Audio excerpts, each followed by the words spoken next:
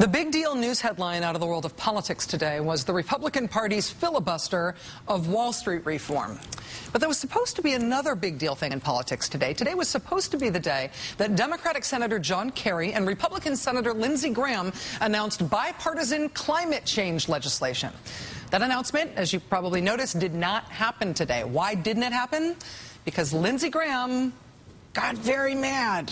He scuttled his own climate legislation because he says he's angry that the Obama administration might bring up the issue of immigration reform first. Quote, "This comes out of left field. We haven't done anything to prepare the body or the country for immigration." Senator Graham's anger has been seconded now by the top Republican in the Senate, Mitch McConnell, who said yesterday this isn't, quote, "the right time to do immigration reform." Republicans bending over backwards right now, doing everything they possibly can, scuttling their own legislation announcements if they need to, in order to make sure that immigration reform does not come up. Remember when George W. Bush said he wanted to do immigration reform in 2007? Again, it was his own party, the Republicans, who bent over backwards and delivered their own president a huge political defeat on this issue because they were so desperate to not do immigration reform at the federal level. And the fact that it continues to not happen at the federal level is all the justification that some states need right now to deal with immigration on their own, which is how we got this. The bill I'm about to sign into law, Senate Bill 1070, represents another tool for our state to use as we work to solve a crisis that we did not create and the federal government has refused to fix. And so the state of Arizona now has a new law requiring police officers to demand the paperwork of anyone who looks like they might be an illegal immigrant. What does an illegal immigrant look like?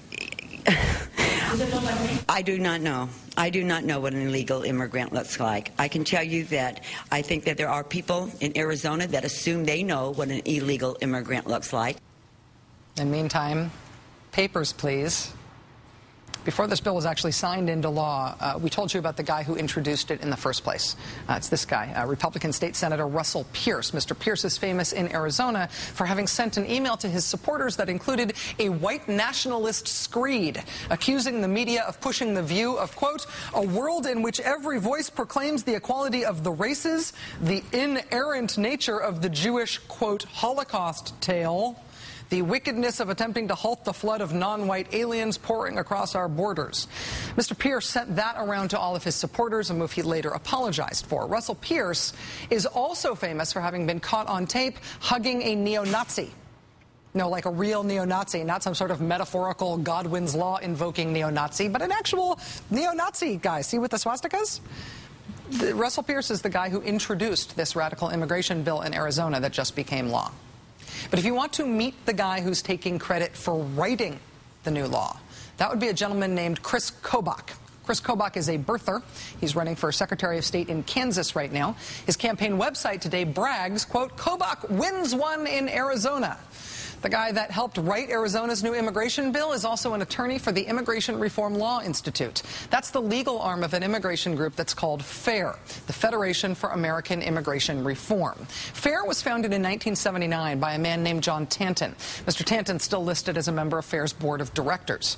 Just for some insight into where John Tanton and FAIR are coming from, 7 years after he started FAIR, Mr. Tanton wrote this, quote, "To govern is to populate. Will the present majority peaceably hand over its political power to a group that is simply more fertile? As whites see their power and control over their lives declining, will they simply go quietly into the night, or will there be an explosion?" That's FAIR, who helped write Arizona's new anti-immigrant law. After John Tanton got FAIR off the ground, for 9 of the first years of the group's existence, the group reportedly received more than $1 million in funding from something called the Pioneer Fund. The Pioneer Fund describes itself as a group formed, quote, "in the Darwinian Galtonian evolutionary tradition and the eugenics movement." For the last 70 years, the Pioneer Fund has funded controversial research about race and intelligence, essentially aimed at proving the racial superiority of white people. The group's original mandate was to promote the genes of those, quote, deemed to be descended predominantly from white persons who settled in the original 13 states prior to the adoption of the Constitution. John Tanton's organization, FAIR, which, again, claims credit for writing Arizona's new anti-immigrant law. John Tanton's FAIR was long bankrolled by the Pioneer Fund, which actually makes sense after you read some more of Mr. Tanton's writings. Quote, I've come to the point of view that for European American society and culture to persist requires a European American majority, and a clear one at that. In 1997, John Tanton told the Detroit Free Press that America will soon be overrun by illegal immigrants, quote, defecating and creating garbage and looking for jobs. Defecating is the problem, I guess. Again, this genius is the guy whose group is behind Arizona's new radical immigration law. They take credit for writing it. FAIR is bragging about having, quote, assisted Senator Russell Pierce in drafting the language of his Senate bill. In drafting that language, FAIR may have slipped a little something special in there for themselves. FAIR makes a living off of suing local and state governments over immigration laws. Tucked inside Article 8 of Arizona's new law is a provision that if groups like them win their cases, quote, a judge may order that the entity, quote, who brought the action recover court costs and attorney fees, which could create a nice financial boon for the formerly eugenics movement funded, advance the white majority, promote the genetics of white America, anti-immigrant group whose attorneys helped write the new law. Congratulations, Arizona. This thing is going to make you really, really, really famous for a really, really, really long time.